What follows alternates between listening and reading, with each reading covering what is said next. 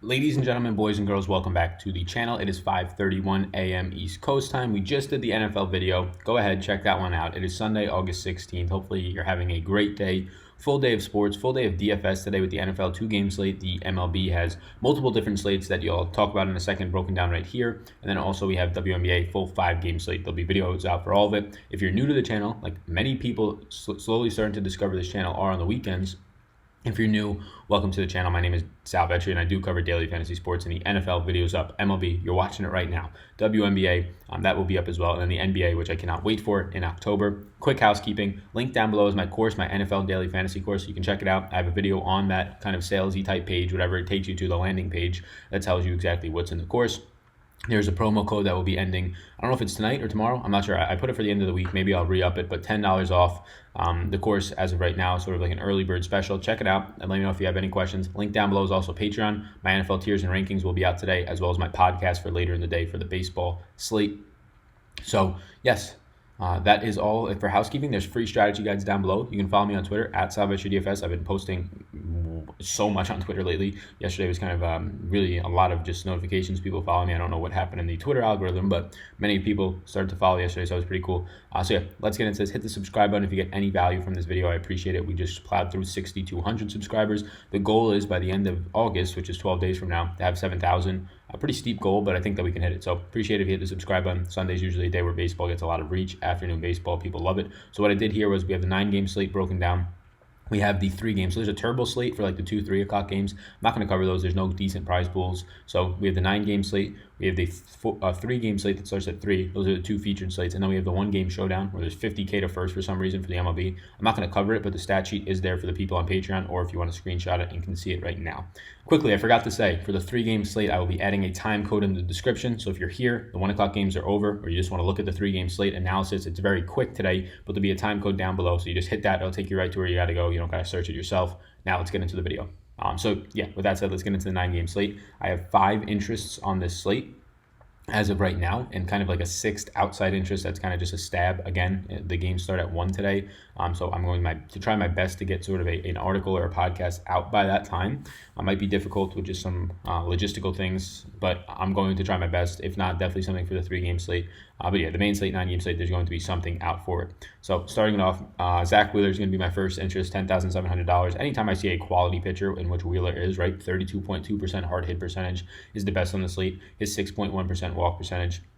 His top 3 or top 4 on the slate, actually. He has a 24.9% strikeout rate, which is nothing crazy, right? We would expect more from Wheeler, only striking out 23.4% of righties, 26.3% of lefties. He'll face 2 to 3 lefties in the Royals lineup today, so there's some upside there.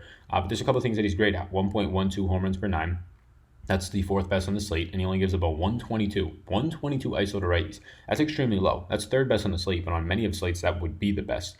You have Tony Gonsolin, who's kind of a small sample. If we toss that, he has the lowest ISO or given up to righties. The only one other than Mike Clevenger. So the second lowest only to Mike Clevenger is how I should say that. So yeah, the strikeout rate isn't dominant, but 24.9% on this 9-game slate overall is actually the 4th highest, only behind Jack Flaherty, only behind Matthew Boyd, only behind Mike Clevenger. So pretty decent for what you're getting. The matchup against Kansas City is fantastic in terms of limiting damage. So we already said he's going to face probably 2. Ryan O'Hearn and Alex Gordon have been the main lefties in that lineup as of late, maybe a 3rd lefty, but he gives up no power to righties, who he'll primarily face. Their overall team against right-handed pitching only has a 138 ISO in the league, in the league since the start of June. That's the lowest on the slate. I like it. The strikeout upside here, 4.05 Sierra is top 5 on the slate. So I do like him at 10,700. I don't like him as much as some other guys, mainly because they're cheaper, and I think they're actually overall better. The matchup for him against the Royals is great in terms of limiting power and damage, but they don't strike out all that much. 22.1% of the time is in the bottom half of this slate. Second interest is Matthew Boyd at $10,400. Make sure to hit the subscribe button, by the way. I think I said that, but it just hit me for some reason again. Hit that damn thing. Matthew Boyd, $10,400 against Tampa Bay. He's $10,400, and it's probably too cheap, honestly. He should probably be around the $11,000 range. Against lefties, Tampa Bay has struck out 23.7% of the time. A little bit more than they do against righties, and they have a 182 ISO. Now, that might sound high if you were looking at this in May or in April, but in the middle of summer in August, 182 is right around average, maybe slightly above. Around 180 ISO has been average against lefties. There is some worries with Matthew Boyd. His home runs per 9 continue to go up. It's kind of scary. A 1.85 now, it's gone up from the last time. He's still giving up 43.9% fly balls, which is the third highest on this slate. And the two lowest priced guys, Wilmer Font, who's an opener today, and Thomas Pannone, who's his long reliever, are the only guys with a higher fly ball rate. That's scary. 35.5% ground ball rate is one of the worst on the slate, bottom 3 on the slate. So there's worrisome things here with Matthew Boyd being exposed to the home run ball. Now, there's obviously great things. He has a 3.44 Sierra, second best only to Mike Clevenger. He strikes out 31% of batters overall, 31.4 against righties, 30.5 against lefties. The main concern is the power that he gives up. Now, he's a lefty. A lot of Tampa's power comes from the left side of the plate. Outside of Tommy Pham, you have Jim-Min Chow, you have Austin Meadows, you have Nate Lau. You have all these guys who are going to bat from the left side of the plate. Kiermaier, they're all batting from the left side of the plate. It's going to be very advantageous for the lefty and lefty matchups for Matthew Boyd. And again, he does strike out 30.5% of them, second best in the slate, only to Mike Clevenger. So, yeah, Boyd is going to be interesting for me today. Depends on ownership. I imagine he garners a ton. But yeah, his power, the power he gives up is worrisome. The 1.85 home runs per 9 is getting to a point where we're in the season and things are not stabilizing for him. And maybe this is just who he is this year. My third interest is Jack Flaherty at $9,700 today. Look, Flaherty's been fantastic, and Cincinnati's only implied for a 4 implied run total. We still don't have the total for the Dodgers and Braves today, but I imagine they won't be lower than 4, either of those teams, especially because they're playing in Atlanta. So that run total is second lowest today. The only one lower is Detroit at 3.5. So Cincinnati with a 4 implied run total shows you the faith that Vegas has in Jack Flaherty. He's a 162 favorite. He has a 3-point. He's been playing fantastic this year, pitching great. 3.9, kind of one of the flourishing spots for the St. Louis rotation.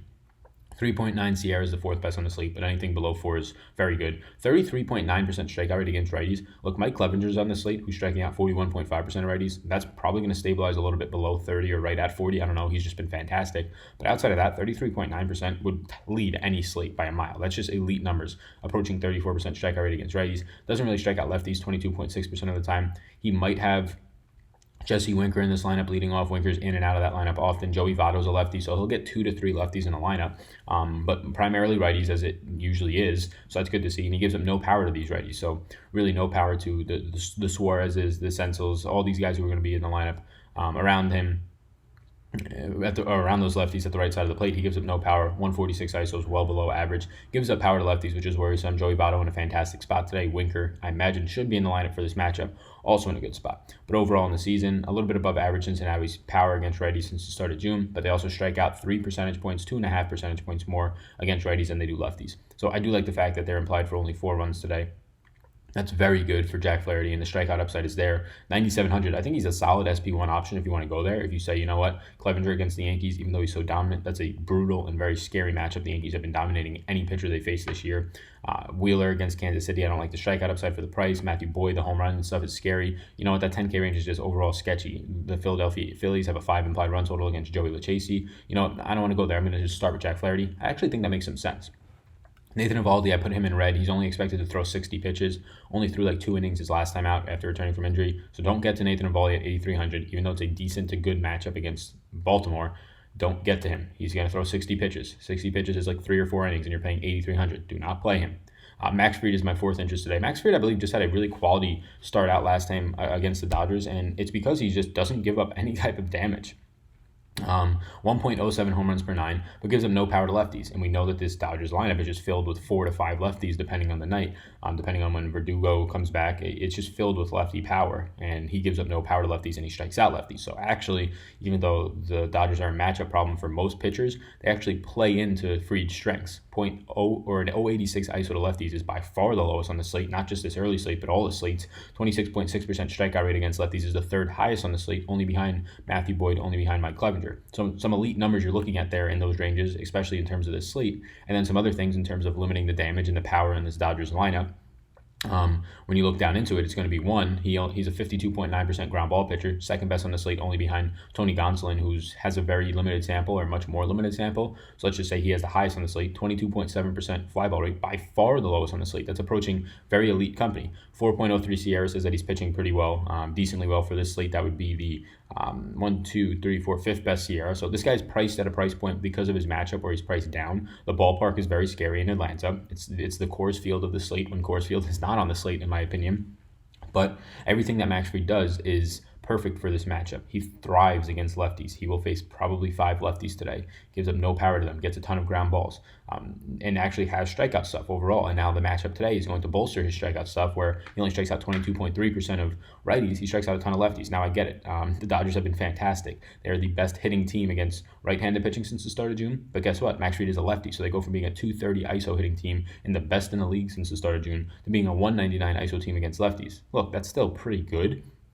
Or good, right? Approaching 200, but it's nowhere near as scary. You're going from being the scariest in the league to like the 11th best during that time. And then they strike out 21.8% of the times against righties since the start of June. Well, here's some more good Max Fried news. They strike out 23.2% against lefties. So they are more susceptible to striking out against lefties by about 1.5%. Max Fried strikes out lefties, gives up no power to them. I really like this spot for Max Fried. It's a scary spot overall, but I think it's something that gets a little bit slept on. He's my 4th interest. My 5th, but not final interest, I'll give you sort of a 6th flyer, even though I'm probably not going to go there. But my 5th interest is Trevor Richards. It seems like, or Richard, whatever you want to say his name is, but it seems like he's going to be the probable long reliever, according to Draftkings and a couple other sites I used today. So he's $7,000 coming in automatically in line for the win against Detroit, who has the lowest implied team total at 3.5 on the slate. We know how bad Detroit is, 153 ISO against righties, second worst on the slate, only again since the start of June, only to the Royals. Strikeout 25.8% of the time, first righties, second worst on the slate. Or virtual tie for second. San Diego has 25.9% to Detroit's 25.8%. Against righty since the start of June, and then only Seattle is worse. So Trevor Richards, Richard. I'm getting to him because he's $7,000 and he's facing Detroit. There's not much more to say about that. His 5.11 SIERA is disgusting. Walks 10.6% of batters. Only gets 35.6% ground balls. That's the 3rd worst on the slate. Doesn't really have much strikeout stuff. Now he strikes out righties, which is good because Detroit's going to be very righty heavy. 23.4% of the time is around average, but also gives up power. 1.29 homers per 9 isn't dreadful, but he gives up a 195 ISO to righties. The thing here is that he's facing Detroit. They're implied for 3.5 runs. He's $7,000 and affordable. He's a decent pitcher in terms of getting to the 5th inning, but he doesn't even have to get to the 5th inning today if he's going to be the probable long reliever. Once he steps foot in the game in the 2nd inning or so, he's in line for the win against a team that his team overall is implied to win by a couple of runs. So, yeah, I think that Trevor Richards today, or maybe not a couple of runs, but at least a run or two, they're the favorite to win, and he's going to be automatically stepping into a winning situation, more than likely. So, Richard, it's $7,000. He's my 5th interest. He's my cheaper interest. He's probably the guy that I get to, the cheapest guy that I'll get to today. I'll throw out a 6th guy, Eric Feed. I really don't want to get there. Milwaukee has a 5.6 implied run total today in Washington, which is just a dangerous place to play and for a pitcher in the afternoon. But if you're looking for a cheap dart throw at pitcher, look, I'm not going Thomas Pannone against Seattle. He's just not a guy who I think goes past like the 2nd inning, even as a probable long reliever. Feed can at least get you to the 4th, sometimes the 5th inning often. He's 4,800. You're looking for 10 fantasy points there. And his upsides are that he has a 52.2% ground ball rate. If you throw out some small samples, that's the 2nd best on the slate. 27.5% fly ball rate, 2nd best on the slate, only behind Max Fried. Can strike a guy out, but he only gives up average ISO to both lefties and righties. And now you have Milwaukee coming in, who does strike out 24.3% of the time versus righties. Look, I'm not trying to make a case for Eric Feed, but I'm trying to, if you want to play him, make you some sort of case. There's obviously negatives. 5.58 SIERA, 2nd worst on the slate, only to Ty Black, who has a very small sample. So realistically, the highest SIERA on the slate, gives up a 10% walk percentage, 9.7 to be exact. Doesn't strike out anybody. 12.9%, 2nd lowest on the slate. Also to Ty Black. You throw out that small sample, lowest on the slate. So yeah, not going to be getting to Eric Feed.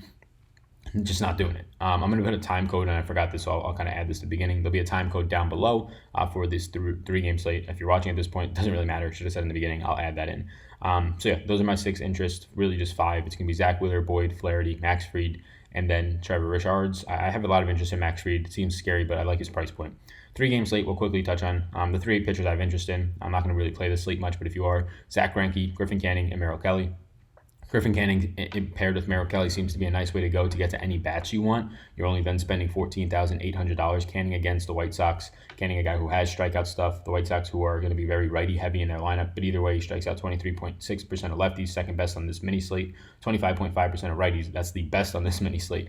So Canning's probably my SP1 against Oakland, or really an SP1 if you wanted to pay up for bats, because then Zack Greinke against Oakland's in a fantastic spot for the win. Oakland is much, much worse against righties than they are lefties. 196 ISO since the start of June, which is like 12th to 13th best, compared to 213 against lefties since the start of June, which would be like top 5. And then they strike out 23.5% of the time compared to 18.6% of the time against lefties, 23.7% of the time against righties. So over 5 percentage points more since the start of June. So Zack Greinke's definitely in play. Griffin Canning with his matchup against the White Sox is fantastic. They strike out 26.4% of the time overall against righties since the start of June. He strikes guys out, highest on the slate against righties, second highest against lefties. And then I just go down. I don't want to play Dylan Cease against the Angels. I want to play Brett Anderson against Houston.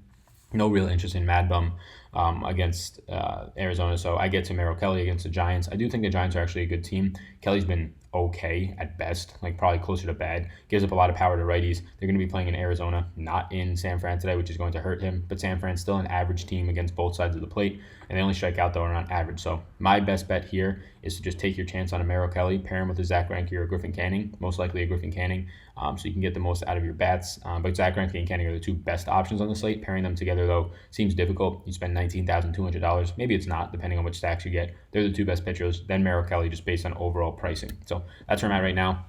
Hopefully this helps. The show on slate I'm not covering. It's on there if you want to look at it. But yeah, follow me on Twitter at @MlbDfs. Hit the subscribe button. Check out my tiers on Patreon for the MLB content. NFL content will be out today as well over on Patreon. It's already out today in terms of YouTube. And then yeah, you can check out the NFL Daily Fantasy course. Put a lot of work into that. So if you could at least just check it out, see if it's something you're interested in, that'd be greatly appreciated. My name's Sal. You already know that. Hit the subscribe button. Peace out, gang.